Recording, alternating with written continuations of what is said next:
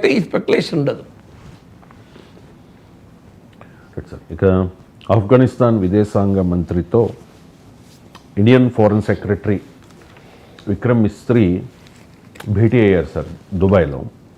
So ఈ తాలిబాన్స్తో మోదీ ప్రభుత్వ వైఖరి అండ్ మోదీ ప్రభుత్వ సంబంధాల గురించి ఏం చెప్తారు? అంటే మోడీ ప్రభుత్వ సంబంధాలను కన్నా భారతదేశ సంబంధాలు అదే సార్ భారత. కానీ ఆ ప్రశ్న ఎందుకు వస్తుంది మోడీ ప్రభుత్వ సంబంధాలు అంటే భారతీయ జనతా పార్టీ ఇస్లామిక్ ఫండమెంటలిజానికి వ్యతిరేకం. తాలిబాన్లు అతి భయంకరమైన ఇస్లామిక్ ఫండమెంటలిజానికి ఒక రూపం. సో అందువల్ల ఐడియాలజికల్గా తీసుకున్నా కూడా కలవకూడదు. తర్వాత తాలిబాన్ చరిత్ర అంతా భారత్ వ్యతిరేకత, కాశ్మీర్లో తీవ్రవాదుల్ని ప్రోత్సహించిన చరిత్ర మీకు తాలిబాన్లది. సో అందువల్ల ఇప్పటికైనా ఎప్పుడైనా భారతదేశ సమైక్యత సమగ్రతలకు తాలిబాన్ ప్రమాదము.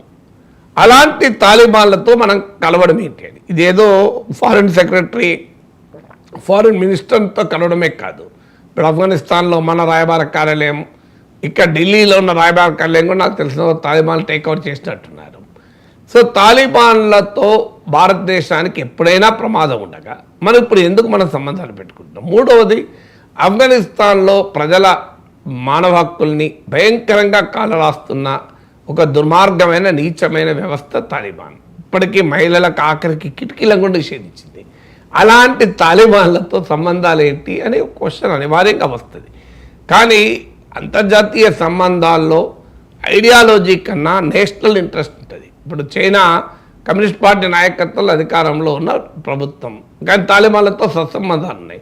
దాన్ని ప్రశ్నించిన వారు కూడా ఉన్నారు, చైనాకి ఏం పని తాలిబాన్తో అని. మరి మోడీ ప్రభుత్వానికి ఏం పని తాలిబాన్తో? అందువల్ల ఎవరికైనా వాళ్ళ జాతీయ ప్రయోజనాల దృష్ట్యా పెట్టుకుంటారు. ఇప్పుడు తాలిబాన్కు పాకిస్తాన్కు మధ్య ఘర్షణ మొదలైంది. సో దానికి అనేక ఫ్యాక్టర్లు నేను గతంలో కూడా చాలాసార్లు మాట్లాడాను. సో టెహ్రీక్ తాలిబాన్, ప్రధానంగా టెహ్రీక్ తాలిబాన్ కార్యకలాపాల వల్ల పాకిస్తాన్కు తాలిబాన్కు మధ్య విభేదాలు ఉన్నాయి.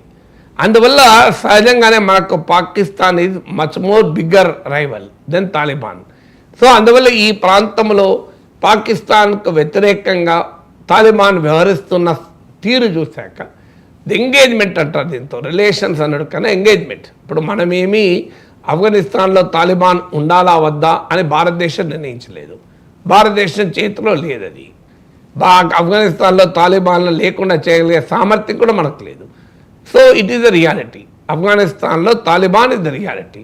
సో అలాంటప్పుడు ఆ రియాలిటీని మనకు ప్రమాదంగా మారకుండా ఎలా ఎంగేజ్ చేయడం, మనకు ప్రయోజనకరంగా ఎలా ఎంగేజ్ చేయడం. మనం తాలిబాన్ చేసే దుర్మార్గాల్ని దుశ్చర్యల్ని ఏమీ సమర్థించడం లేదు, కానీ ఆఫ్ఘనిస్తాన్లో డెవలప్మెంట్ యాక్టివిటీస్ సపోర్ట్ చేయడం, ముఖ్యంగా హెల్త్ కేర్ లాంటి రంగాల్లో హెల్ప్ చేయడం అనేది, అంటే ఎంగేజ్మెంట్ ఉన్నప్పుడు ఏమవుతుందంటే ఆ ప్రభుత్వం మీద ఒత్తిడి తేవడానికి కూడా అవకాశం ఉంటుంది. మీ దేశంలో కూడా హ్యూమన్ రైట్స్ రికార్డును మెరుగుపరచండి.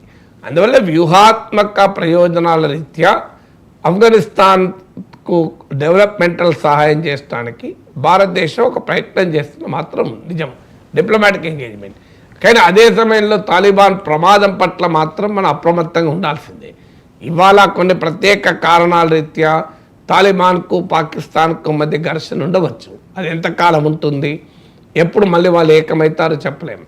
అందువల్ల ఇండియా కాషియస్ ఆప్టిమిజం అంటారు, అంటే అప్రమత్తంగా ఉంటూ ఏమాత్రం అవకాశం ఉంటే అది దేశ ప్రయోజనాల, దేశ హితం కోసం మనం అంతర్జాతీయంగా వ్యవహరిస్తూ ఉంటాం. ఆ మాటకొస్తే మీకు బీజేపీ కమ్యూనిస్టు సిద్ధాంతాలకు ఒకదానికోటి పరస్పర విరుద్ధం. కానీ నరేంద్ర మోడీ గుజరాత్ ముఖ్యమంత్రిగా ఉన్నప్పుడు పెద్ద ఎత్తున చైనా పెట్టుబడులు గుజరాత్కి వచ్చేవి. ఈవెన్ జింపింగ్ గుజరాత్కే మొదలెళ్ళి ఢిల్లీకి వచ్చాడు. మోడీకి వ్యక్తిగతంగా జింపింగ్ చాలా సన్నిహిత మిత్రుడు. ఇప్పుడు కూడా భారత ప్రభుత్వం చైనా నుంచి ఎఫ్డీఐని అట్రాక్ట్ చేయాలని, ఈనాటికి కూడా భారతదేశానికి అతిపెద్ద ట్రేడింగ్ పార్ట్నర్స్ ఎవరు అంటే అమెరికా, చైనా. మీకు ఒకసారి అమెరికా ముందుంటుంది, ఒక రోజు నెంబర్ 1 పొజిషన్లో చైనా ఉంటుంది. So China is a very one of the biggest trading partner for India. మరి బీజేపీకి కమ్యూనిస్ట్ పార్టీలకు ఏం సంబంధం అనేది క్వశ్చనబులే కదా. లెఫ్ట్ అండ్ రైట్ పరస్పర విరుద్ధమైన ఐడియాలజీస్ కదా. ఇవాళ చైనా ఎఫ్డీఐ పెద్ద ఎత్తున అట్రాక్ట్ చేయాలని భారత ప్రభుత్వం అధికారికంగా లాస్ట్ బడ్జెట్లో పేర్కొన్నారు, లాస్ట్ ఎకనామిక్ సర్వేలో కూడా పేర్కొన్నారు. We have to attract the Chinese FDI అని. ఇప్పుడు పెద్ద ఎత్తున China commercial China central bank Indian కంపెనీల్లో స్టాక్ మార్కెట్లో కూడా పెట్టుబడులు పెడుతున్నది. సో అందువల్ల అంతర్జాతీయ సంబంధాలు వచ్చే వరకు it is driven more by national interest and less by ideology. So అలాంటప్పుడు ఇప్పుడు యుఏఈ సౌదీ అరేబియాలో ఉన్న ఇస్లామిక్ రాచరిక వ్యవస్థలతో నరేంద్ర మోడీ ప్రభుత్వానికి బ్రహ్మాండమైన సంబంధాలు ఉన్నాయి కదా. సో అందువల్ల తాలిబాన్లతో భారత ప్రభుత్వం చర్చలు జరపడం అంటే తాలిబాన్లకు మద్దతు ఇస్తుంది అని కంక్లూజన్కి రాలేము. In the interest of the country's foreign policy కొన్ని సందర్భాల్లో కొన్ని రకాల